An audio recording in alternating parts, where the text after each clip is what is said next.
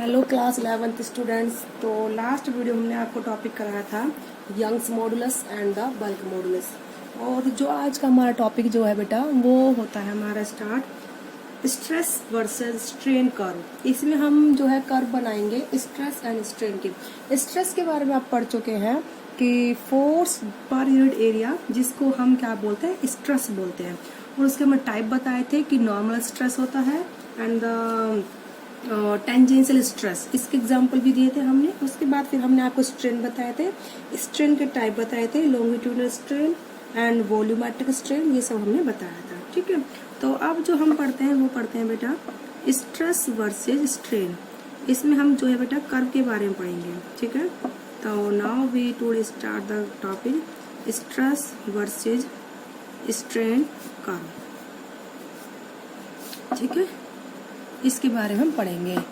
अब तो इस टॉपिक में बेटा हम क्या पढ़ेंगे कि अगर हम स्ट्रेस को बढ़ाएं किस तरीके से स्ट्रेन बढ़ेगा, इलास्टिक जो बॉडीज होती हैं उनकी। ठीक है, तो आपको हम ये बता दें जो स्ट्रेस वर्सेस स्ट्रेन जो है डायरेक्टली प्रोपोर्शनल, मतलब stress is directly proportional to strain, हमने ये बात बोली थी ये, लेकिन कब बोली थी, लेकिन अगर हम जो स्ट्रेन है किसी चीज में खिंचाव बहुत कम है, क्या है बेटा बहुत कम है। ठीक है, तो आप इसको लिख लीजिए, चाहे नंबर 1 पे पॉइंट बना के लिखवाऊंगी stress versus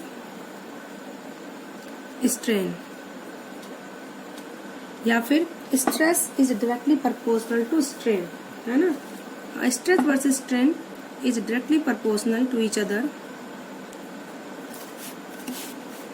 is directly proportional.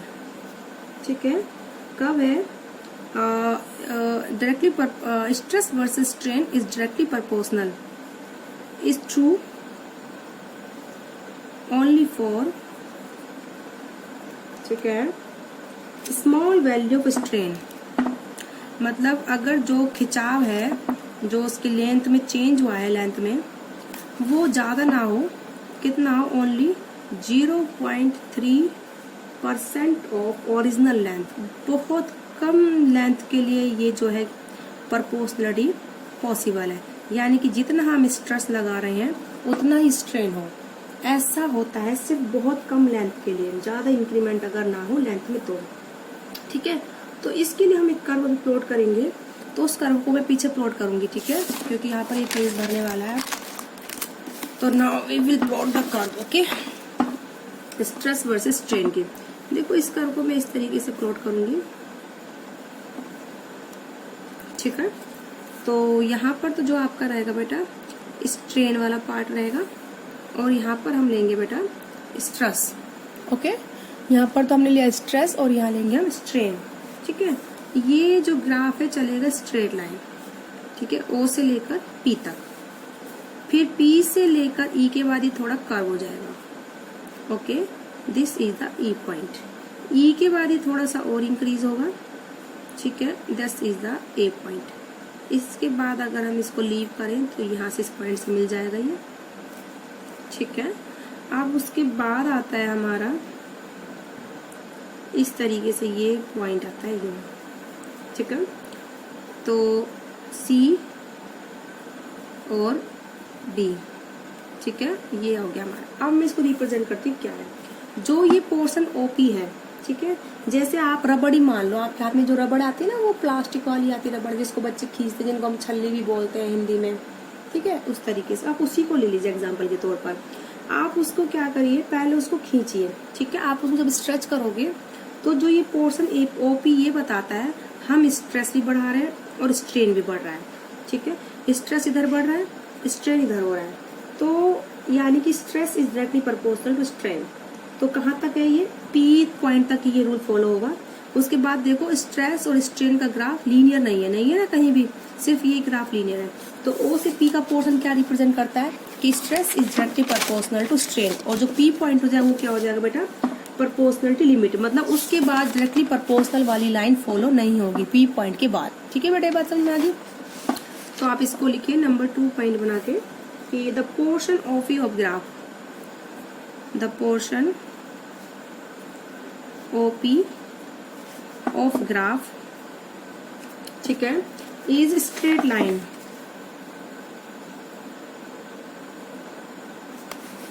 ठीक है, स्ट्रेट लाइन है, क्या शो करती है, शोइंग, क्या शो करती है बेटा कि, या फिर stress is directly proportional to strain, या फिर obey Hooke's law, showing stress is directly proportional to strain, stress is directly proportional to strain, ठीक है। अब यानी कि हुक्स लॉ ओबे करता है, तो जो पॉइंट P है इज कॉल्ड प्रोपोर्शनलिटी लिमिट,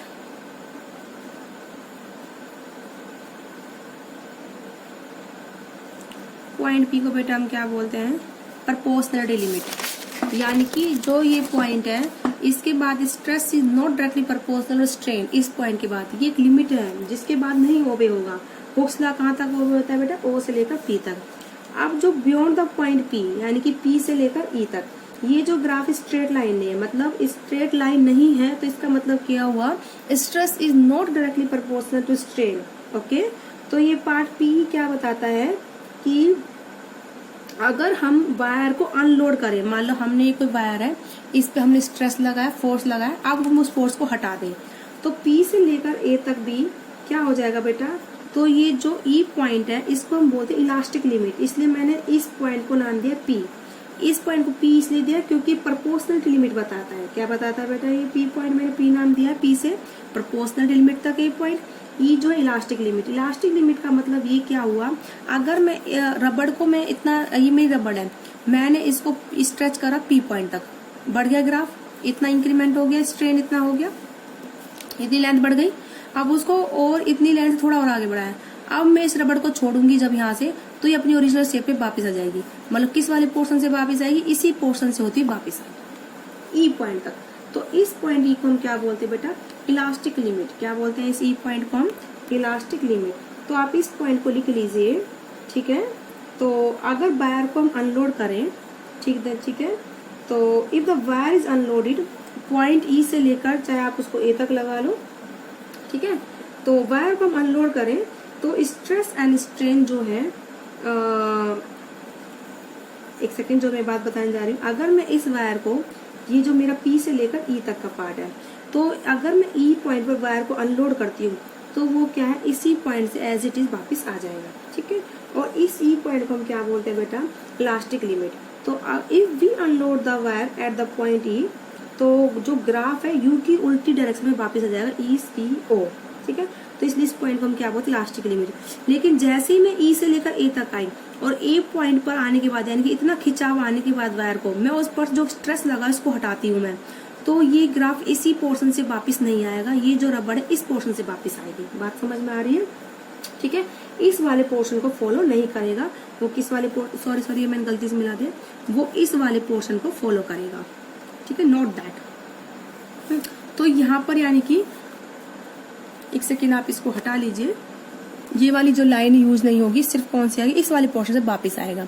तो जो E पॉइंट है, अगर मैं ग्राफ को देखो, ये मैंने O से लेकर P पॉइंट देखिए, P पर मैंने इतना स्ट्रेस लगाया हुआ है, ये मेरी स्ट्रेन हो गई, फिर उसके बाद मैंने इसको और फोर्स लगाया E पॉइंट तक, स्ट्रेन मेरा इतना हो गया। अब जब मैं इस पॉइंट पर स्ट्रेस हटाती हूँ तो ये जो वायर है U की अपनी शेप में वापस आ जाएगी। लेकिन जैसे ही मैं E पॉइंट से लेकर और मैंने उसको A तक क्या करा बेटा, उसको स्ट्रेस को करा, ठीक है, खींचा, तो A पॉइंट तक खींचने के बाद जब मैं स्ट्रेस हटाती हूँ तो इस पोर्शन से वापस ना आके इस पोर्शन से वापस आएगी, यानी कि परमानेंट सेट, यानी कि इतनी ये खींची रह जाएगी, ठीक है। अब हम इस पॉइंट E के बारे में लिखते हैं। तो थर्ड पॉइंट है, if the wire is unloaded at the point E, if wire is unloaded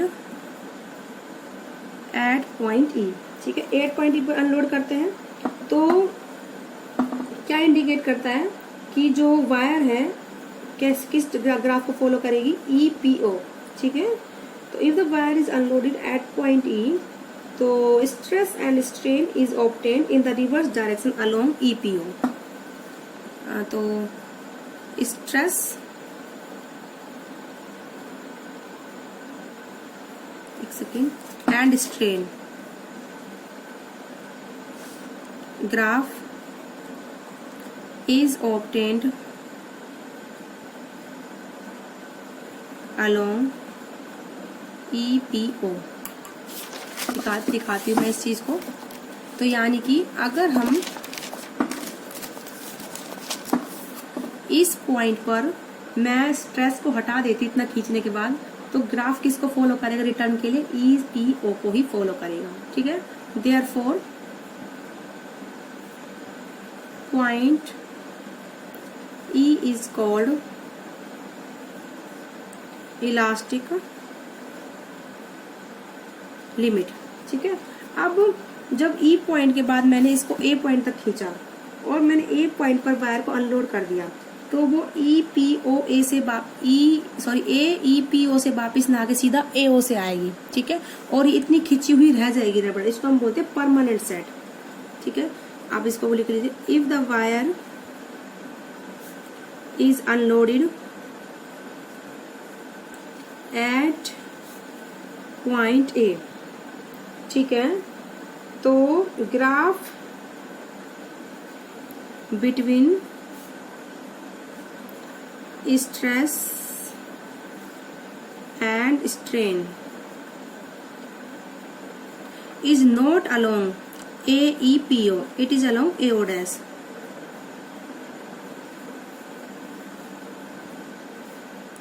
AEPO।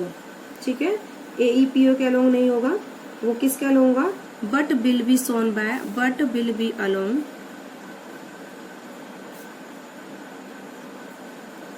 AO dash. किसका अलोंग हो? AO dash. And OO dash is called permanent set.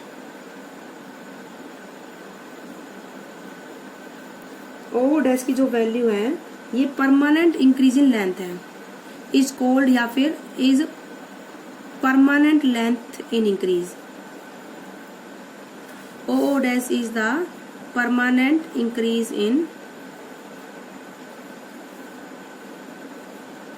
Length. ठीक है, OO डैश क्या है बेटा? हमारी permanent increase in length है, और इसको हम क्या बोलते हैं? Is called permanent set.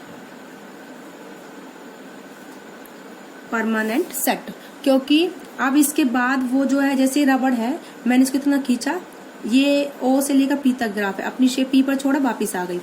फिर मैंने P से लेकर उसको E तक खींचा और आगे, फिर भी अपनी शेप में वापिस आ गई यहाँ तक। ठीक है, यहाँ तक आ गई। फिर जब उसको लेकर P E, उसके बाद मैंने A तक खींचा, अब मैं जब इसको छोड़ूंगी तो ये यहाँ तक वापिस ना आ गई, यहीं पर रुक जाएगी, यानी कितनी लेंथ उसकी इंक्रीज होकर रह जाएगी। OO डैश, इसको O से लेकर O डैश, इसको हम क्या बोलेंगे? Permanent set. बोले बात समझ में आ गई? अब beyond the point A, beyond the point A, point A के बाद जो वायर है will start increasing the flow. ठीक है, अब देखो यहाँ पर हम स्ट्रेस बढ़ा लो, स्ट्रेस हम थोड़ा सा ही बढ़ा रहे हैं, लेकिन स्ट्रेन कितना ज्यादा बढ़ रहा है ना। तो beyond the point A length of wire start increasing, length of wire start increase होना शुरू हो गई। ठीक है, तो but for no increase in stress, हम स्ट्रेस बहुत कम बढ़ा रहे हैं, लेकिन स्ट्रेन हमारी क्या है? बहुत ज्यादा है, मतलब हमें फोर्स कम लगाना पड़ रहा है और वो उसमें बहुत ज्यादा अपने आप ही खिंचाव हो रहा है। ठीक है, तो इसलिए हम जो पॉइंट ए है इसको हम क्या बोलेंगे? Yield point. इसके बाद क्योंकि वायर क्या हो जाएगी? अपने आप उसकी इंक्रीज इन लेंथ हो जाएगी और उसको हम क्या बोलते हैं? Plastic behaviour of wire. क्या बोलते हैं बेटा हम इसको? Plastic behaviour of wire, behaviour of wire. तो इसको लिख लीजिए, therefore point A is called yield point. ठीक है, एंड बियॉन्ड पॉइंट ई, ठीक है, बियॉन्ड पॉइंट ए,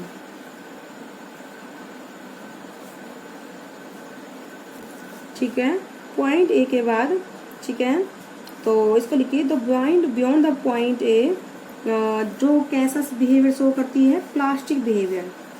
ठीक है, तो बॉडी शो प्लास्टिक बिहेवियर। कैसा बिहेवियर दिखाती है बेटा, वो प्लास्टिक बिहेवियर। ठीक है, तो जब सी से लेकर वो बेटा बियॉन्ड द पॉइंट सी, अब सी के बाद ठीक है एकदम से हम क्या होगा, स्ट्रेस बढ़ाएंगे थोड़ा सा ही, चाहे है ना, थोड़ा सा स्ट्रेस और बढ़ते ही वो क्या वायर टूट जाएगी। क्या टूट जाएगी? Beyond the point C. आप देखो वायर को ये स्ट्रेस घट रहा है, यानी कि वायर से हम वजन हटा रहे हैं। ठीक है, लेकिन फिर भी क्या होगी, लेंथ में इंक्रीज हो रही है। आप एक बार बताओ, जब हम अपना वो हटा रहे हैं, स्ट्रेस घटा रहे हैं, फिर भी लेंथ बढ़ रही है, इसका मतलब क्या हुआ, जो वो है वायर क्या हो गई, ब्रेक हो गई। क्या होना शुरू हो जाएगी? ब्रेक होना शुरू हो जाएगी। तो जो पोर्शन जो ये है ई से बी का पूरा प्लास्टिक बिहेवियर दिखाएगा, और बी जो पॉइंट है इसको हम क्या दे, इस पॉइंट के बाद देखो स्ट्रेस एकदम से नीचे आ जाएगा और वायर में चाहे कितना स्ट्रेन हो, क्योंकि वो तो ब्रेक हो गया। तो पॉइंट बी को हम क्या बोलेंगे, ब्रेकिंग पॉइंट ऑफ वायर। क्या बोलेंगे बेटा हम इसको? Breaking point of wire. Point B is called breaking point of wire, इसलिए इसको बी नाम दे दिया।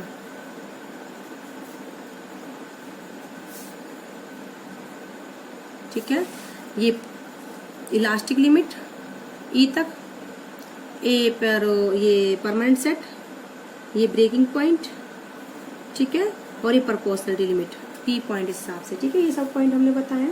तो द पोर्शन जो ग्राफ है ई से लेकर बी तक का, ये सारा कैसा शो कर रहा है, प्लास्टिक रीजन को शो कर रहा है। किसको शो कर रहा है बेटा? ये plastic region. Portion E to B of wire represent plastic reason.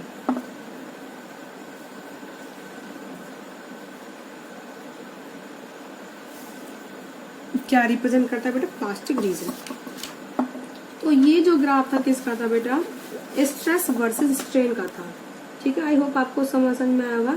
अब जो बी पॉइंट के बाद क्या हो जाएगा, ऑब्जेक्ट टूटना स्ट्रेस शुरू हो जाएगा, तो उसको हम बोलेंगे अल्टीमेट स्ट्रेस या फिर ब्रेकिंग स्ट्रेस। ठीक है, तो जो ऑब्जेक्ट क्या होते हैं, जो जल्दी से ही क्या होते हैं, जैसे हम क्या करते हैं, स्ट्रेस इंक्रीज करते हैं, ठीक है, बियॉन्ड द इलास्टिक लिमिट, तो जो मेटल है, जो मटेरियल जो ब्रेक होना शुरू हो जाए, तो उसको हम क्या बोलते हैं? ब्रिटल बोलते हैं। क्या बोलते हैं? ब्रिटल। ठीक है, लेकिन कुछ मेटल ऐसे होते हैं, उनको अगर हम क्या करें, उन पर अगर हम फोर्स लगाएं, तो वो क्या बेटा, इलोंगेट होते रहते हैं, तो उनको हम क्या बोलते हैं? डक्टाइल बोलते हैं। जैसे डक्टाइल को सर आपने सुना भी होगा, जिनको थिन वायर में कन्वर्ट करते हैं। यानी कि जिनका इलास्टिक, ये जो प्लास्टिक रीजन है, हम स्ट्रेस बढ़ाते जा रहे हैं और स्ट्रेन होता जा रहा है थोड़ा थोड़ा, है ना। तो थोड़ा सा स्ट्रेस बढ़ाते अच्छा स्ट्रेन हो रहा है, तो वो जिनका जो प्लास्टिक वाला जो पोर्शन ज्यादा होता है ई से लेकर बी तक, वो तो होते हैं डक्टाइल इन नेचर। और जिनका ई से लेकर बी तक की लिमिट बहुत कम होती है, छोटा होता है ग्राफ, यानी कि ब्रेकिंग पॉइंट तुरंत मिल जाता है, तो वो क्या होते हैं बेटा? ब्रिटल होते हैं। कैसे होते हैं वो? ब्रिटल, जो बहुत ही जल्दी क्या हो जाते हैं, वो टूट जाते हैं। ठीक है, जिनका ई से लेकर बी तक ग्राफ छोटा होगा वो तो ब्रिटल इन नेचर होंगे, जिनका ये वाला पोर्शन बड़ा होगा उसको कैसे होगा बेटा? Ductile in nature.